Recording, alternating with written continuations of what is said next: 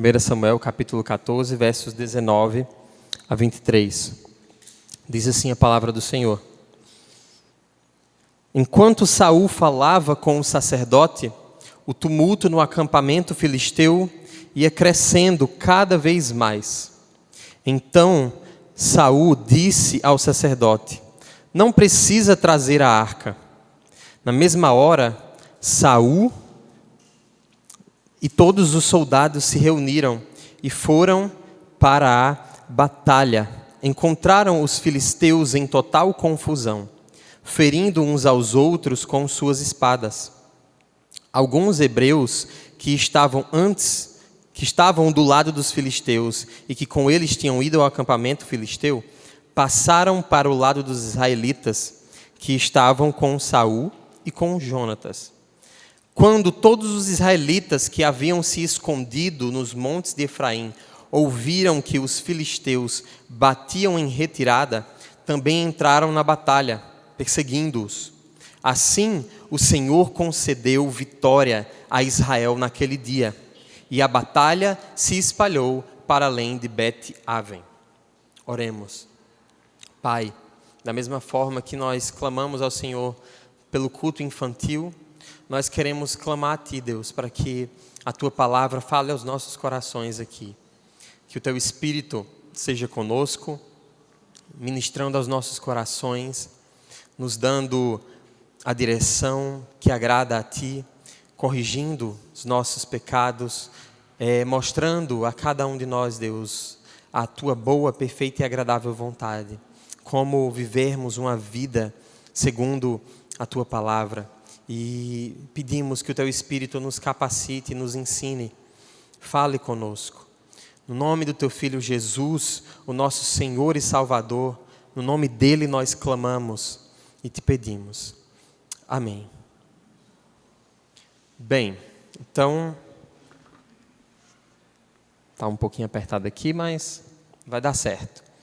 Hoje, eu quero trabalhar com os irmãos um sermão com o seguinte título: O fracasso humano e o Deus que liberta. 1 Samuel 14, 19 a 23, já está dentro de um contexto que a gente já conhece, mas eu quero relembrar aos irmãos mais uma vez tudo o que está por trás dessa história. Então, pensando em um contexto maior, aqui em 1 Samuel nós vemos então o povo de Deus rejeitando o reinado de Deus e decidindo que querem um rei como as outras nações. Eles querem um rei humano. E 1 Samuel chega a ser até irônico, porque mostra então essa empreitada que os israelitas desejam. Colocar à frente deles um rei humano e esperar que essa nação, guiada por um homem e não por Deus, possa prosperar mais do que sob a liderança daquele que é todo sábio, todo poderoso e que poderia guiá-los e reinar sobre eles de forma perfeita. Então, 1 Samuel traz essa ironia de um homem aqui é levantado como o primeiro rei, e esse homem os irmãos já conhecem e sabem que é Saul. Um homem que tinha muitas vitórias em guerra e aparentemente era um homem que Deus escolheu, que foi colocado ali como juiz. Saul já estava atuando e sendo próspero. Mas a partir do capítulo 13, quando Saul começa a reinar de fato, a ser rei e não somente juiz, vem à tona os seus fracassos. E aí, então a gente sabe que, e eu falei na semana passada, que do capítulo 13 ao capítulo 15, o livro de 1 Samuel vai mostrar então todos os fracassos de Saul. Então, é para mostrar que esse rei humano que a nação de Israel desejou, não poderia de forma alguma corresponder às expectativas desse povo e ser o rei perfeito como somente Deus poderia ser. E aí, nessa empreitada, a gente vê mais um detalhe específico aqui. E vindo para os versículos do capítulo 14, o da semana passada e o de hoje, que se complementam, a gente viu então Jonatas iniciando uma batalha somente com ele e seu escudeiro, contra uma tropa. E vemos Jonatas tendo um sucesso, mata 20 homens.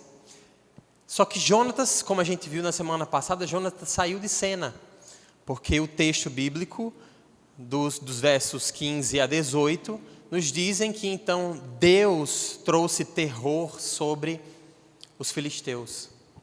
Deus trouxe pânico naquela batalha. Não foi Jonatas e o seu escudeiro quem trouxeram pânico, mas Deus entrou ali para atuar. E nós trabalhamos na semana passada, então, essa ideia de que quando Deus trabalha, nós podemos descansar. Mas hoje, esse texto continua nos mostrando que, depois da vitória de Jonatas, Saul continuou como um rei fracassando e mostrando que a sua fé, diferente da fé do seu filho, é uma fé falha. Saul não tinha sensibilidade espiritual. Saul não era obediente a Deus. E o seu compromisso maior não era com Deus. E olhando para quem era Saul, a gente pode resumir, olhando para os versos hoje, 19 a 23, inicialmente, resumir que Saul considerava que Deus era uma marionete nas suas mãos. Saul acreditava que Deus poderia ser manipulado por ele. E é engraçado que quando nós pensamos em marionete, eu não sei se você já viu algum espetáculo de marionete ou um teatrinho, por mais simples que seja, de marionete. Uma marionete é um boneco que tem uma pessoa por trás, que é o seu manipulador, né? Então, quando a gente pensa em marionete, a gente pensa em alguém que está por trás. E essa pessoa, de forma muito sutil, ela emite sons que o público não consegue ver. Ela está ali, de alguma forma, movimentando e emitindo um som, e ao mesmo tempo ela conversa com a marionete. Então, é algo que surpreende o público. E que aparentemente, é algo que são dois diferentes, O boneco está falando e tem vida, e aquele que o manipula é uma outra pessoa.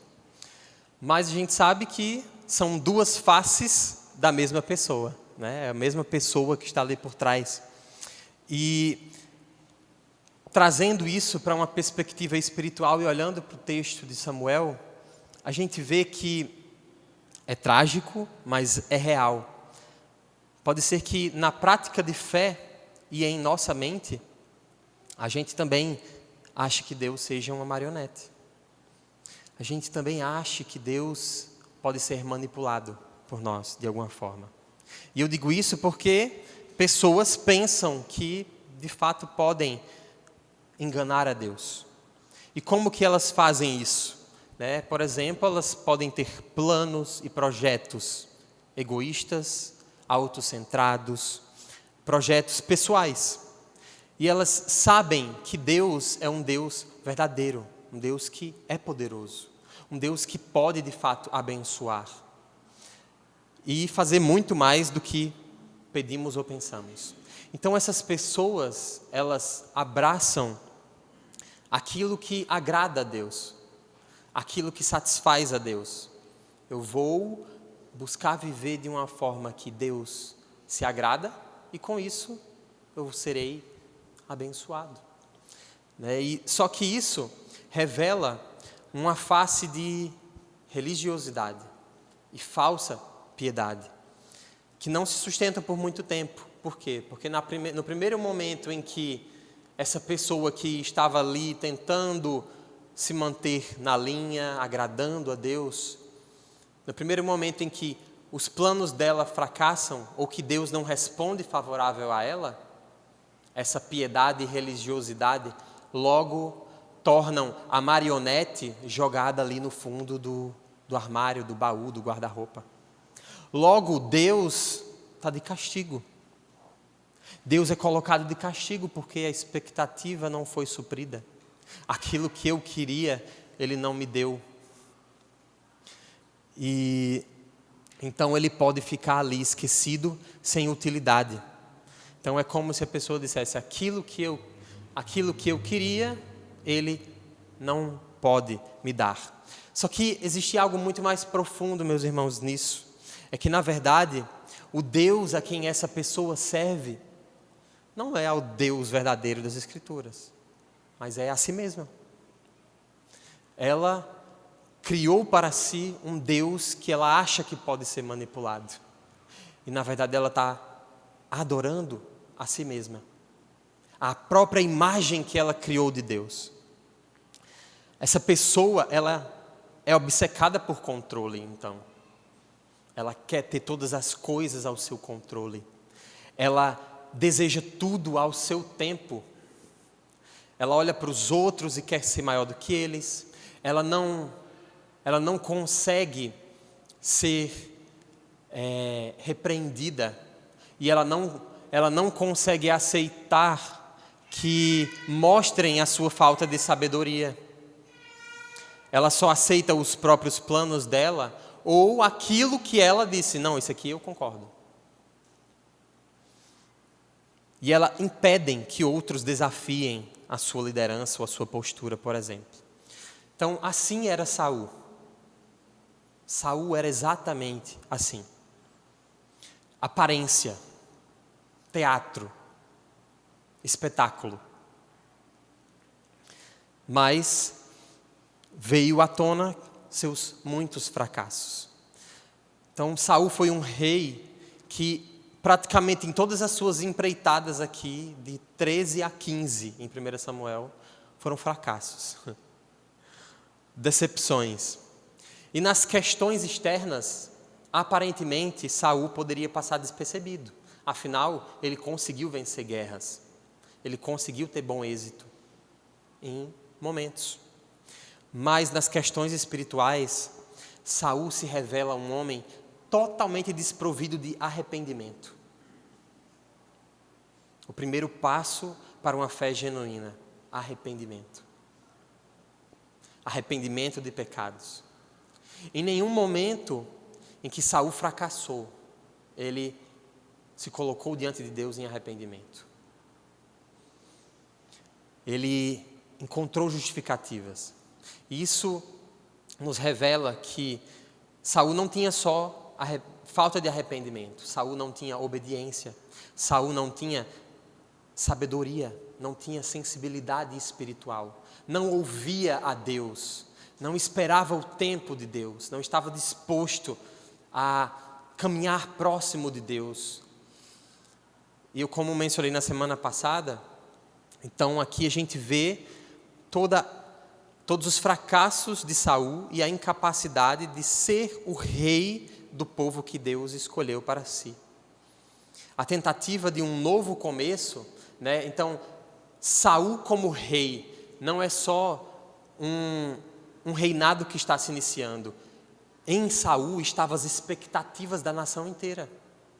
Aquele povo queria um momento de libertação. Queria um momento onde eles poderiam prosperar, onde eles seriam vitoriosos em guerras, onde eles teriam paz como nação. Só que em Saul, mais uma vez, essa tentativa de crescimento como nação também fracassou.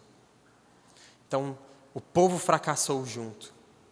Afinal, eles trocaram o reinado do rei perfeito, santo e justo, por um homem impiedoso e obstinado no pecado.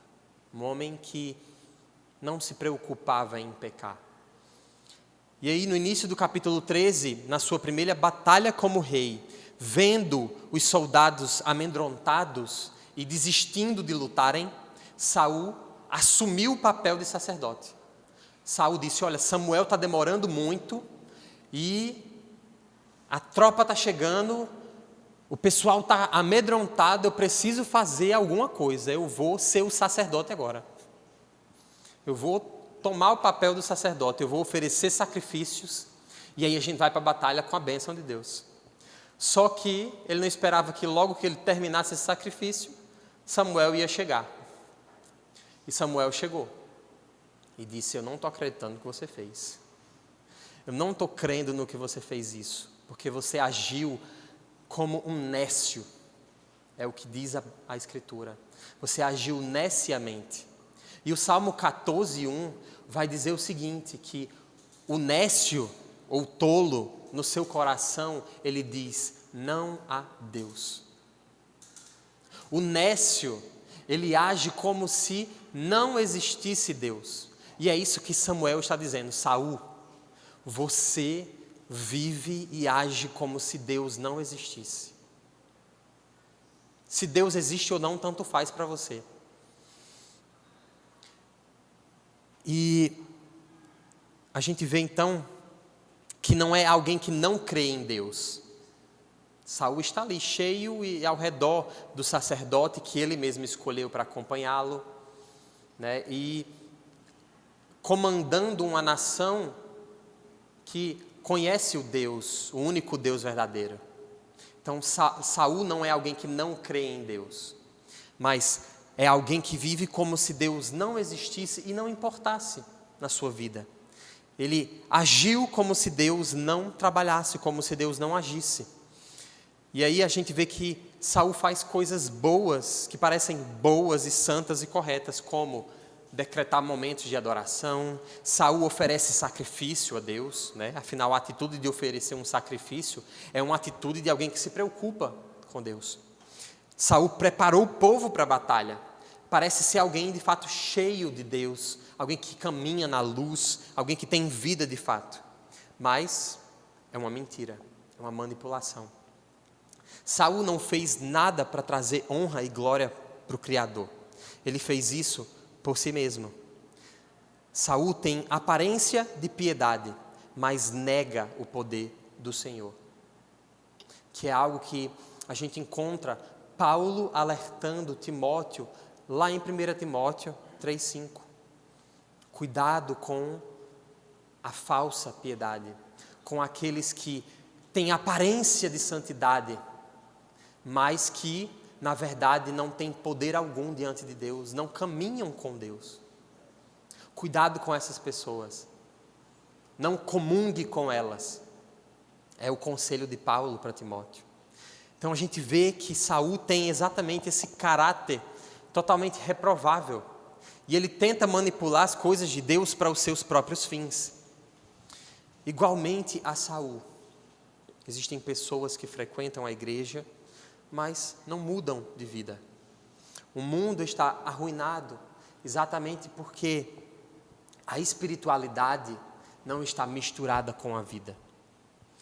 E aí é o que a gente chama de dicotomia, né? De viver uma vida santa no domingo. Eu estou na igreja no domingo e isso é santo, e isso é bom, agradável a Deus, mas de segunda até o horário do culto, Deus não existe e eu continuo vivendo como um ímpio e como alguém que não conhece a esse Deus. Então, é essa dualidade, uma vida dúbia. Aparência somente. Então, essas pessoas, elas têm forma de piedade, mas nenhum poder. Aqueles que trazem a aparência de uma natureza temente a Deus, mas negam seu poder, vão se apegar não a Deus, mas à religião, à vida religiosa, e vão se distanciar do Senhor. Vão cada vez mais buscar se revestir de uma aparência que é agradável e que é muito fácil. Afinal, eu estou caminhando com outras pessoas que também buscam a Deus, elas vivem de uma certa forma, elas se comportam de uma forma, eu vou acompanhá-las, eu vou fazer igual, eu vou imitá-las. Mas, na verdade, isso é religiosidade.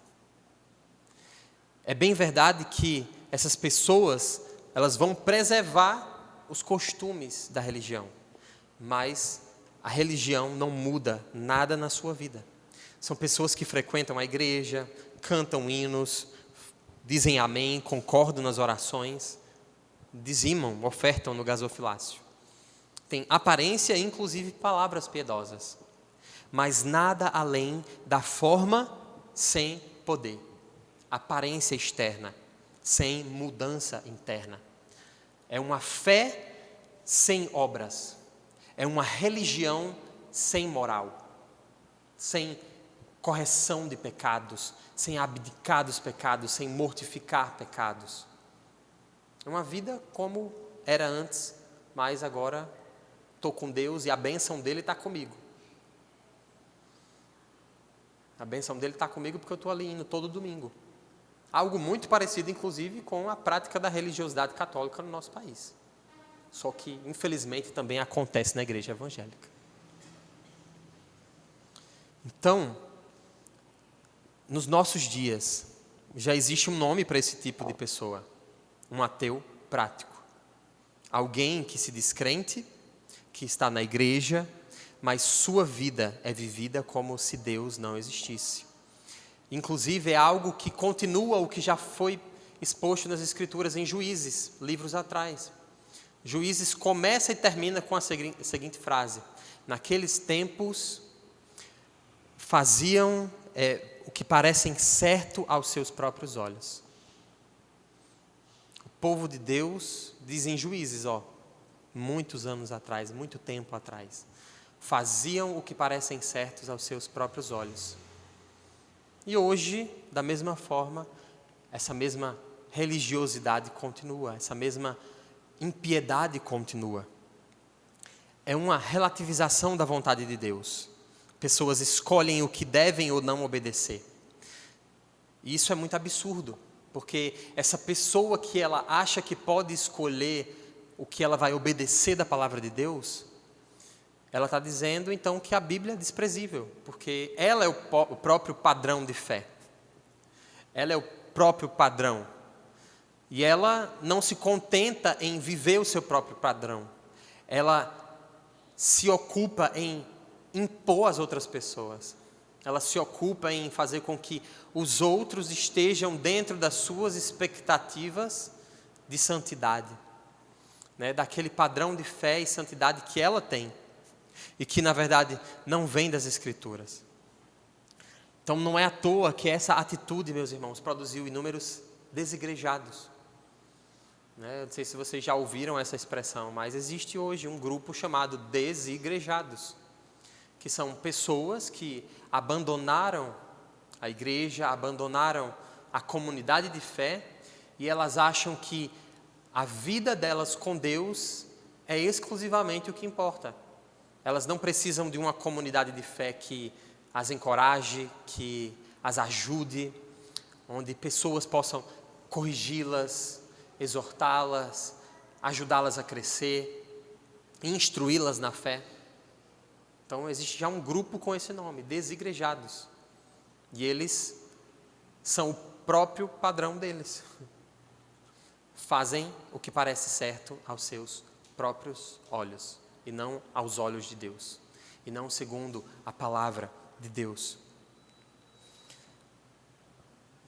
Em contraste, e olhando para o capítulo 14 e aquilo que já foi mencionado sobre Jonatas, ele é diferente do seu pai e diferente também desses ateístas cristãos, essas pessoas que estão na igreja, mas vivem como se Deus não existisse. Jonatas foi alguém cheio de sensibilidade espiritual, confiante na sabedoria do verdadeiro rei que conduzia Israel. Jonatas confiava no rei verdadeiro, Deus, e viu ali uma oportunidade de atacar e ver Deus operar, enquanto que Saul mantinha-se debaixo de uma árvore com a sua espada guardada, e o seu filho ali, ele nem conhecia, nem sabia que o seu filho havia saído para a guerra. Então, Deus chamou Saul para começar a libertar Israel dos filisteus.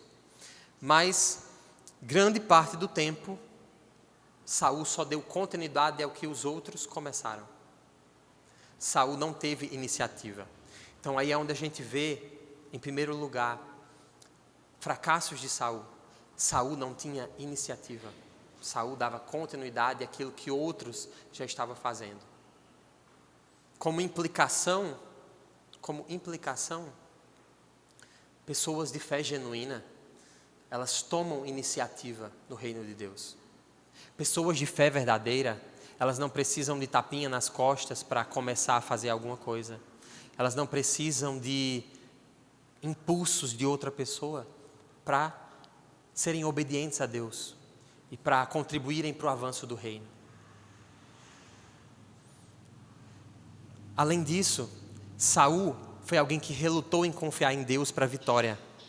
Sendo alguém inconstante na sua devoção a Deus, ele não foi leal. E apesar de tudo que o Senhor tinha feito por ele e tudo que Samuel tinha ensinado a ele, Saul não confiava e não procurava glorificar a Deus.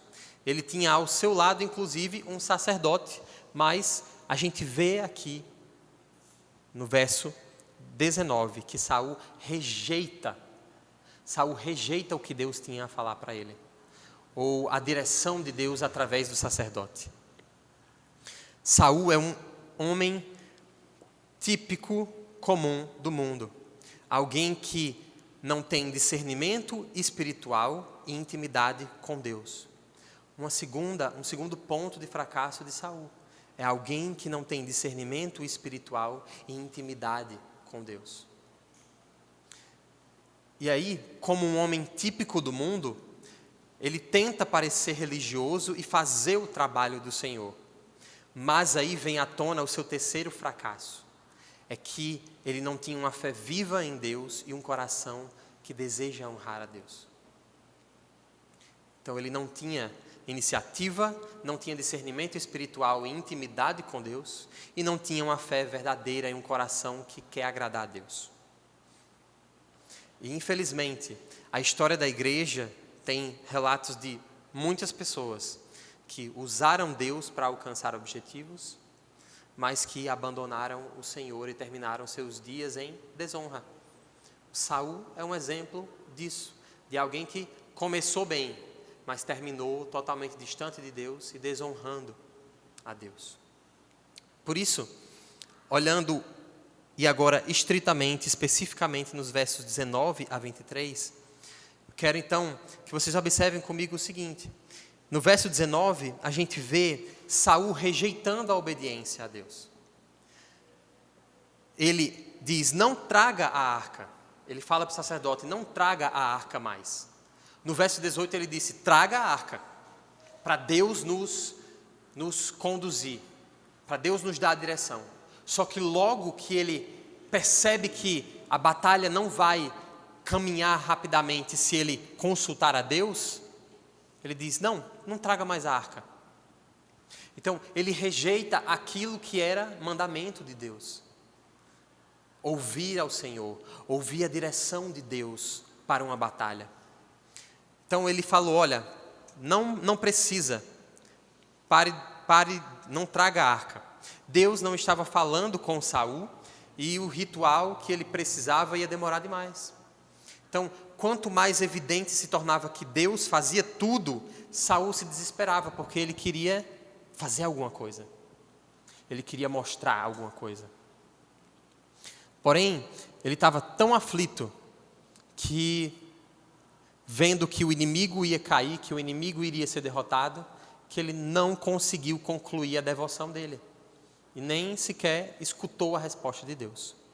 Como implicação aqui, meus irmãos, para nós como crentes, é que aquele que crê, ele jamais vai andar tão apressado, tão em correria, em pressa, que ele não vai considerar o que Deus tem a falar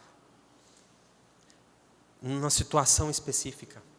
Nenhum crente vai andar tão apressado que ele não vai ter tempo para parar e ouvir a Deus e ouvir a direção de Deus.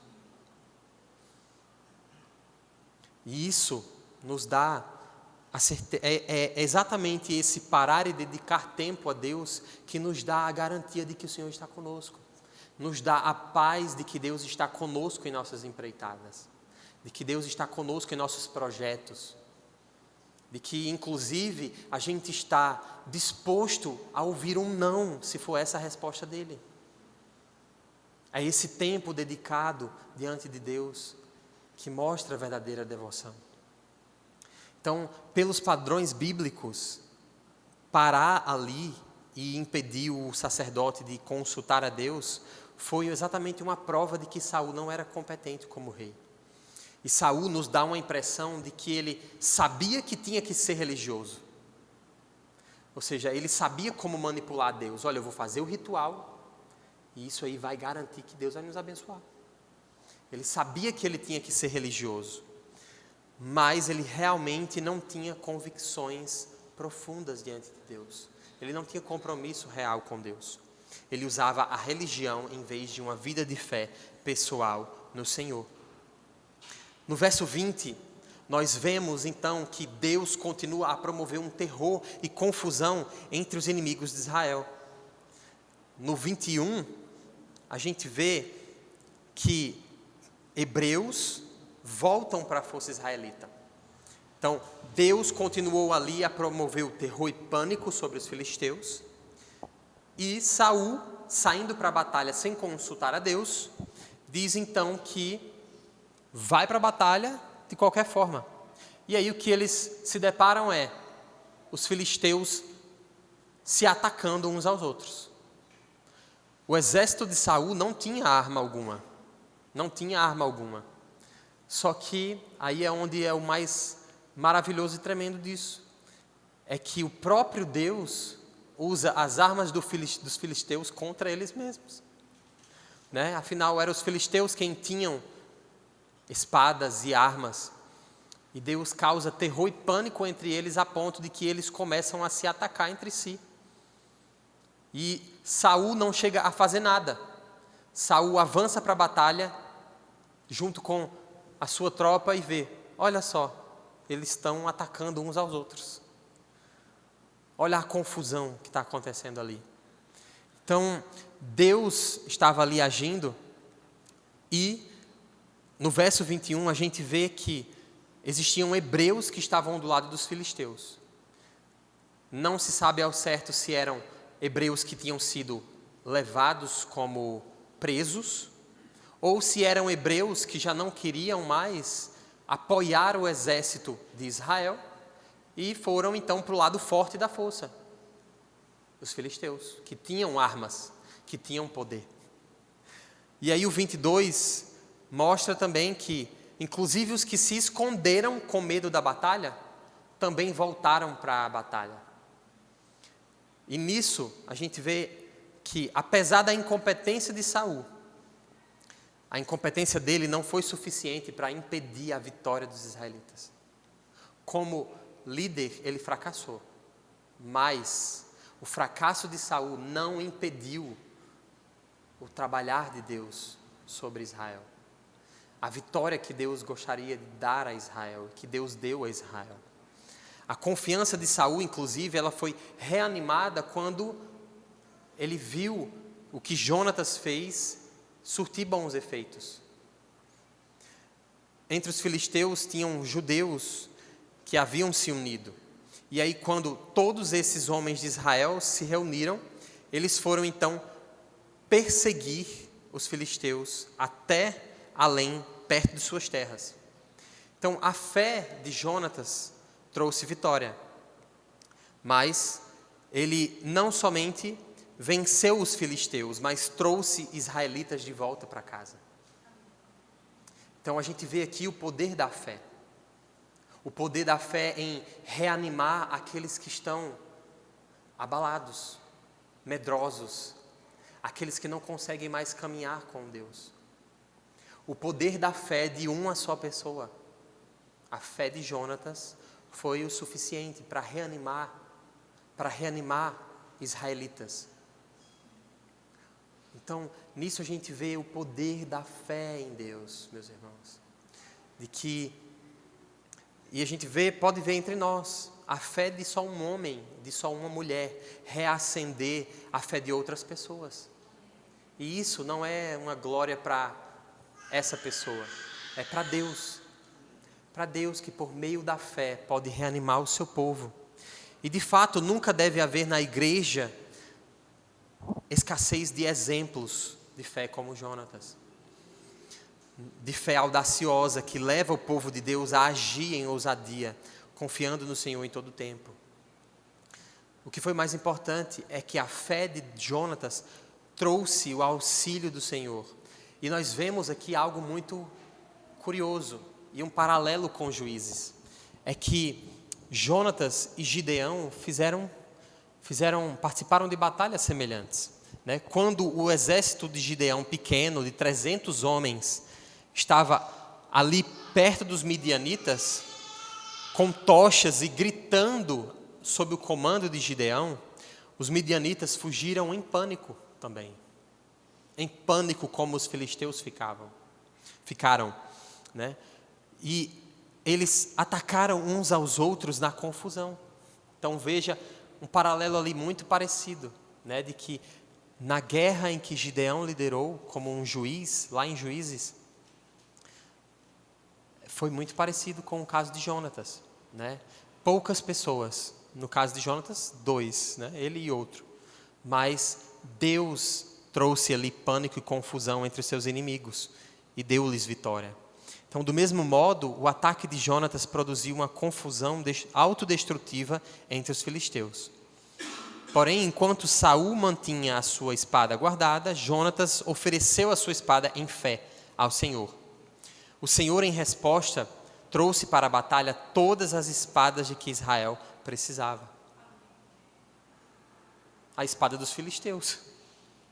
Eles mesmos lutaram contra eles mesmos. E a fé de Jonatas foi recompensada quando ele disse: para o Senhor nenhum impedimento há de livrar, seja com poucos, seja com muitos. E vemos no verso 23, Deus libertar Israel. Vimos Jonatas fracassar, dos versos 19 a 22, como líder, como exemplo de fé que não tinha. Mas aqui no verso 23, a gente vê que, apesar do fracasso humano, Deus liberta. Deus é poderoso para libertar. Deus age apesar dos nossos fracassos, apesar das nossas incapacidades, apesar da nossa infidelidade até, como foi o caso de Saul. Deus continua a agir e a trabalhar. Porque não somos nós, irmãos. É Ele. É a glória dEle que está em jogo. É o nome dEle que Ele zela. Ele zela pela glória do nome dEle. Então, ainda que nós sejamos seres humanos que fracassam em fidelidade, em obediência, Ele continua a agir, a libertar, e a fazer, e a salvar, e a mover. Porque é para a glória dEle, é para a honra dEle. E Ele não precisa de nós, mas nos dá o privilégio de caminharmos com Ele, de vivermos com Ele. Então, no verso 23, e que é o auge aqui, é o momento mais brilhante dessa cena, de 19 a 23, é Deus libertando Israel. E é provável que o autor de Samuel tenha em mente a libertação que Deus já tinha feito na vida dos israelitas, lá em Êxodo 14:30, que diz assim: assim o Senhor livrou Israel naquele dia da mão dos egípcios, e Israel viu os egípcios mortos na praia do mar.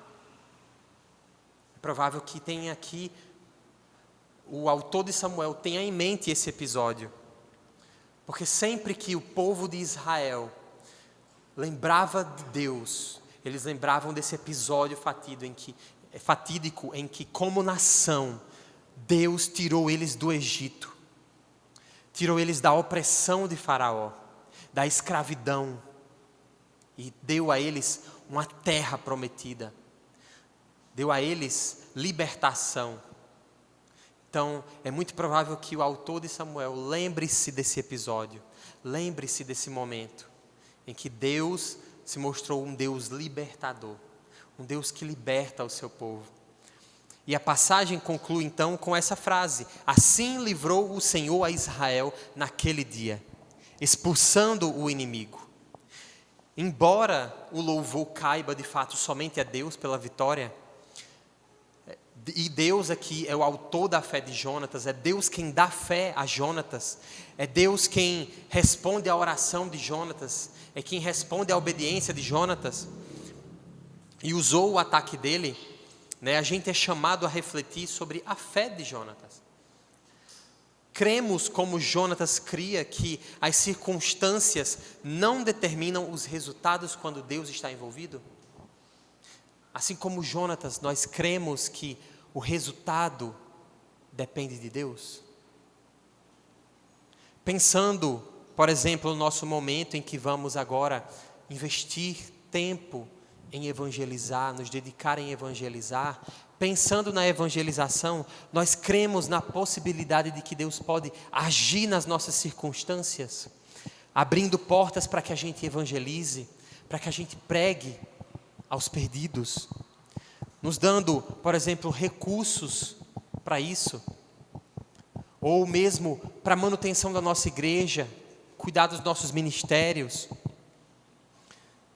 Nós cremos nisso.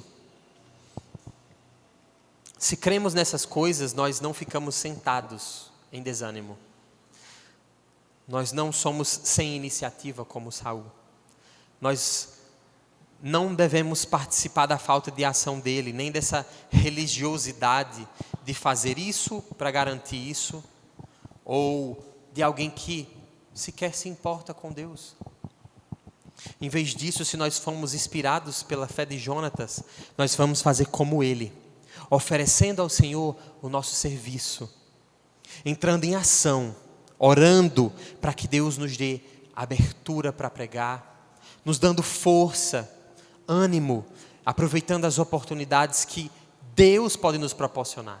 É Ele quem pode nos dar oportunidades para encontrar pessoas, encontrar corações abertos a ouvir a palavra.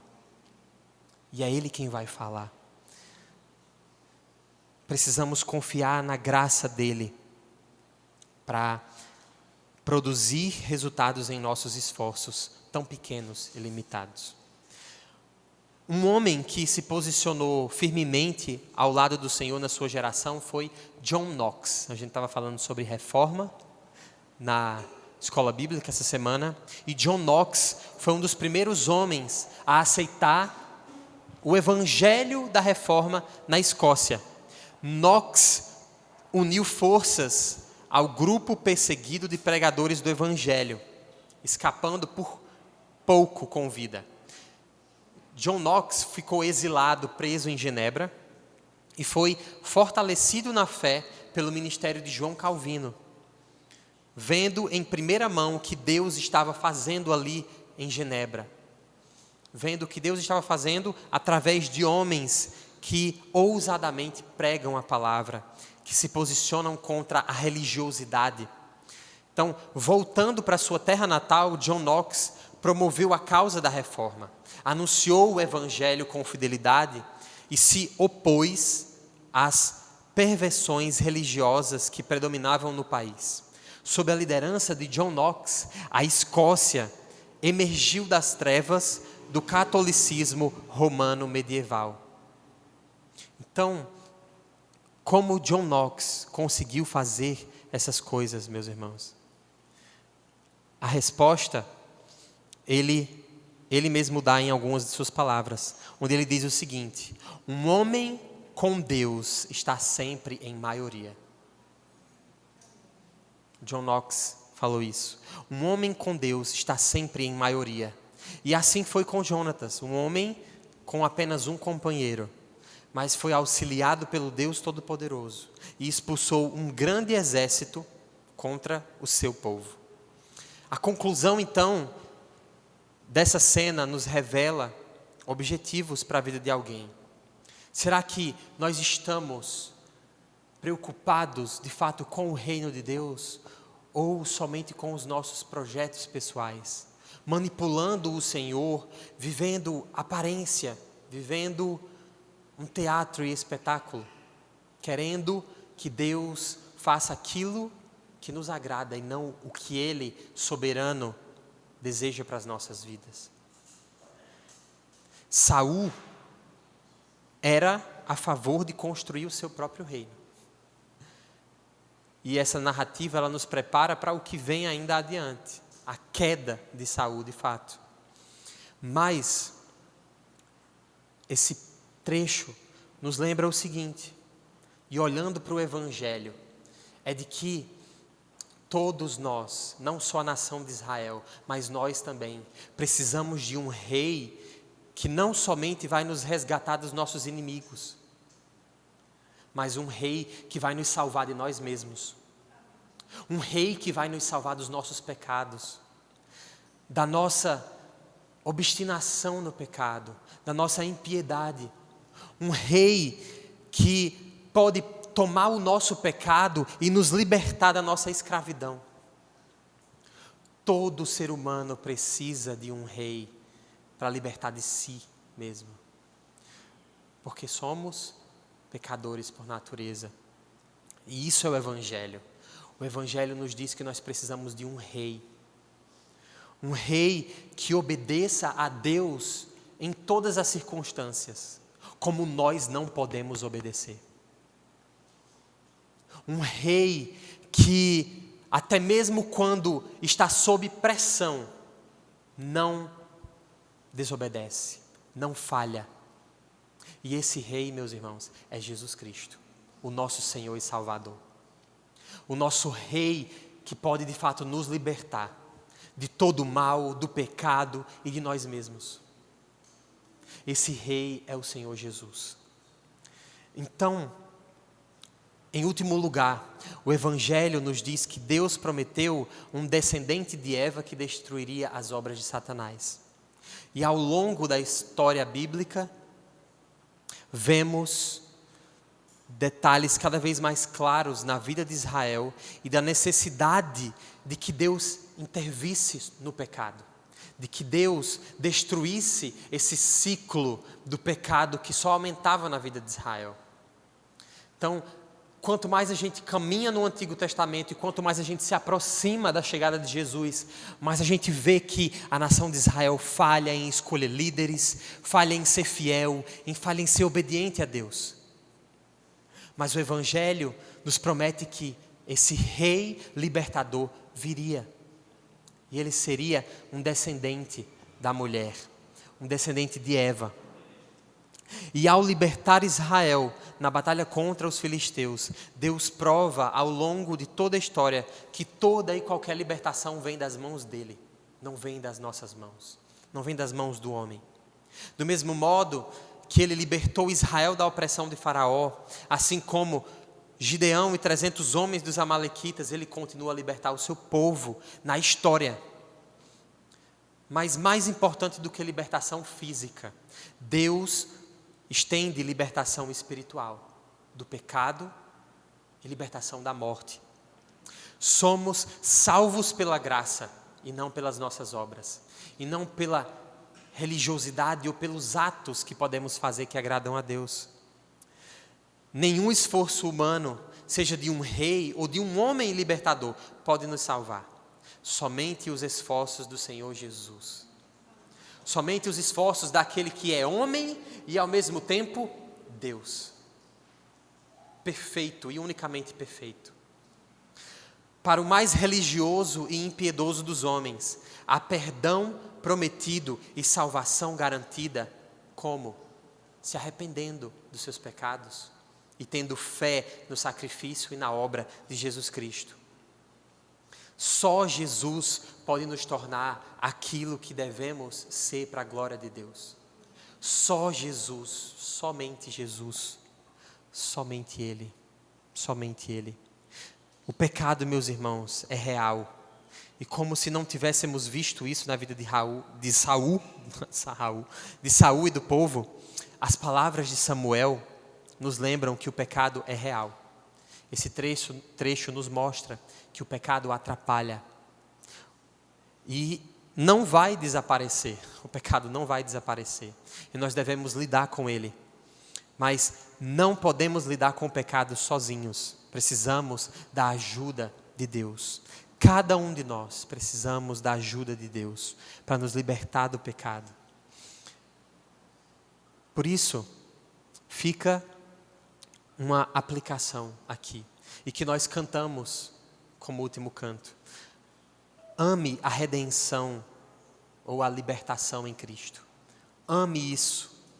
Se anime nisso, porque a ajuda de Deus vem pelo Evangelho. O Deus que Samuel descreveu não é um Deus violento, um Deus abusivo, mas é um Deus amoroso, um Deus redentor. Um Deus que não deixa pessoas perdidas, pessoas religiosas, pessoas impiedosas sozinhas. Deus não deixa a gente perdido em nossos pecados. Apesar do nosso pecado, Ele vai e nos traz de volta para Ele. Ele foi crucificado na cruz, através do seu Filho. Deus se entregou pelos nossos pecados e Ele nos traz por meio da sua obra para Ele mesmo. Então, nem o nosso pecado, o nosso fracasso nos afasta de Deus, meus irmãos. Nada pode nos separar dEle. Nada pode nos separar dEle. Então, em Samuel, nós vemos o Evangelho. Jesus foi além. Jesus lutou, desbravou e nos perdoa dos nossos pecados. Morreu na cruz para que a gente não precisasse ser crucificado. E o Evangelho, então, é essa maravilha que deve ser vivida, amada e celebrada. E considere e reflita sobre o que Deus já fez em seu favor e o que Ele ainda pode fazer.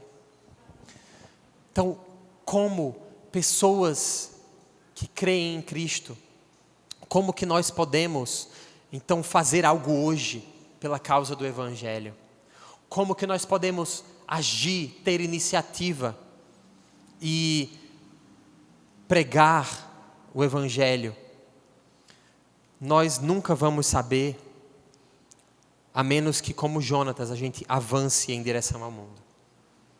Nós nunca vamos saber o que podemos fazer se a gente não tiver iniciativa, se a gente não tomar o primeiro passo. E eu fico muito feliz em ver essa empreitada da evangelização, porque é uma iniciativa. É uma iniciativa. E a gente só vai ver os frutos disso lá na frente, quando vermos Deus trabalhar, quando vermos o que Deus já fez, que a gente nem sabe que Deus poderia fazer, e que às vezes a gente nem cria que Deus poderia fazer através de nós. Então, como Jonatas, nós podemos ir avante, crendo que Deus pode fazer, seja com poucos, seja com muitos. O exemplo de Jonatas nos desafia a sermos ousados, então, em nosso compromisso com a evangelização mundial. Jonatas deu um passo. Nós também precisamos, como servos de Jesus, ter um compromisso com o avanço do Evangelho no mundo, nas missões mundiais. Crer que, da forma que ajudarmos, orando, contribuindo, esse pequeno esforço nosso pode produzir muitos frutos para a glória de Deus. Precisamos crer nisso e ter iniciativa. E não só isso, mas somos desafiados a estabelecermos em nossas igrejas o progresso do Evangelho, o crescimento, a evangelização. Somos desafiados a isso. Ele fala a nossa ousadia em dar testemunho do Evangelho, como igreja e como pessoas cristãs.